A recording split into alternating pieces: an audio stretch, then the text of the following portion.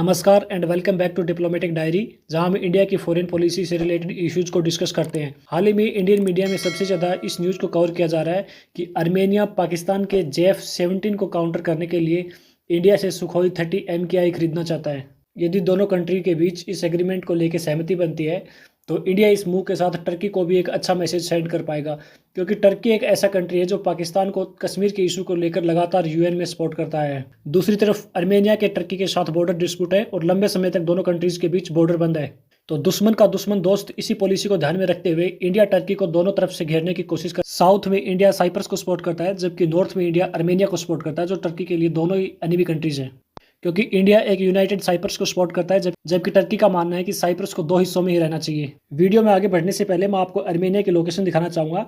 ये है इंडिया, और इंडिया के वेस्ट में चलने पर आता है ईरान। आर्मेनिया साउथ वेस्ट में अपना बॉर्डर टर्की के साथ शेयर करता है, जबकि नॉर्थ ईस्ट में अपना बॉर्डर अजरबैजान के साथ शेयर करता है। दोनों ही कंट्री USSR का हिस्सा रही है और 1991 में USSR के टूटने के बाद दोनों कंट्री को आज़ादी मिली। आर्मेनिया में क्रिश्चियन कम्युनिटी मेजोरिटी में, जबकि अजरबैजान में मुस्लिम कम्युनिटी मेजोरिटी में है। जब से आज़ाद हुए 1991 में, तभी से दोनों कंट्री नागोरा काराबाख रीजन को लेकर आपस में लड़ते आए हैं, क्योंकि ये नागोरा काराबाख रीजन है जहाँ पे क्रिश्चियन कम्युनिटी मेजोरिटी में है, और आर्मेनिया में भी क्रिश्चियन कम्युनिटी मेजोरिटी में है, जो आर्मेनिया के साथ इस रीजन को जोड़ना चाहती है, जबकि प्रैक्टिकली इस रीजन पर अजरबैजान का कंट्रोल है। इंडिया हमेशा से ही आर्मेनिया का सपोर्टर रहा है, और यही इंडिया की फॉरेन पॉलिसी को शूट करता है टर्की और पाकिस्तान दोनों को काउंटर करने के लिए, क्योंकि दोनों कंट्री अजरबैजान को सपोर्ट करती हैं। दूसरी चीज़, टर्की और अजरबैजान में टर्किश भाषा को बोलने वाले लोग रहते हैं, इसलिए टर्की और अजरबैजान में लिंग्विस्टिक और कल्चरल सिमिलरिटी भी हैं। यहाँ पर एक चीज़ और भी है कि टर्की कैस्पियन सी में अपने दबदबे को बढ़ाना चाहता है, और अजरबैजान एक ऐसा कंट्री है जो कैस्पियन सी के साथ अपनी बॉर्डर शेयर करता है। अजरबैजान पाकिस्तान से JF-17 फाइटर जेट खरीदना चाहता है, जो एक चाइनीज मेड फाइटर जेट है,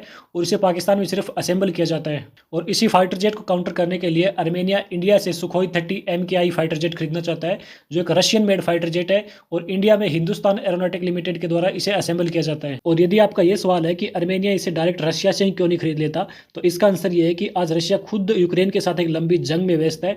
दूसरी चीज, रशिया इसकी डिलीवरी की कोई गारंटी नहीं दे सकता। तीसरी चीज, रशिया की जो डिफेंस एक्सपोर्ट कैपेसिटी है वो बहुत ही लिमिटेड हो गई है रशिया यूक्रेन जंग के बाद। और आर्मेनिया डिफेंस सेक्टर में रशिया का एक ऐसा अल्टरनेटिव ढूंढ रहा है जो लंबे समय तक आर्मेनिया का ट्रस्टेड पार्टनर रहे।